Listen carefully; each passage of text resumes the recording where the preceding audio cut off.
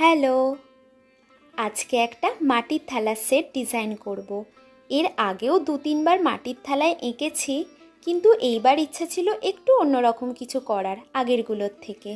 তাই প্রথম থেকেই ভেবে রেখেছিলাম থালার সেটটা একদম ভরে ভরে কলকা করব। তাই প্রথমেই থালা, গ্লাস আর বাটিগুলো ভালো করে পরিষ্কার করে হোয়াইট কালার দিয়ে প্রাইমার করে নিয়েছি। তারপর হোয়াইট কালারটার ওপর ব্রাউন শেডের একটা কালার করে নিয়েছি। এরপর তো যেমন বলা ভরে ভরে কলকা করব, তাই একটা সাদা রং দিয়ে যেমন খুশি ইচ্ছা কলকা করেছি। তার সাথে গ্লাস বাটিগুলোতেও একটু কলকার ছোঁয়া দিয়েছি। আর তারপর 1-2 দিন রেখে রংটা ভালো করে শুকিয়ে গেলে ভার্নিশ করে নিয়েছি। সেটা অবশ্য ভিডিও করা হয়নি। যাই হোক, কাজটা তোমাদের কেমন লাগলো অবশ্যই জানাবে। আর আরও নতুন নতুন কাজ নিয়ে আসছি খুব তাড়াতাড়ি। আজকের মতো বাই।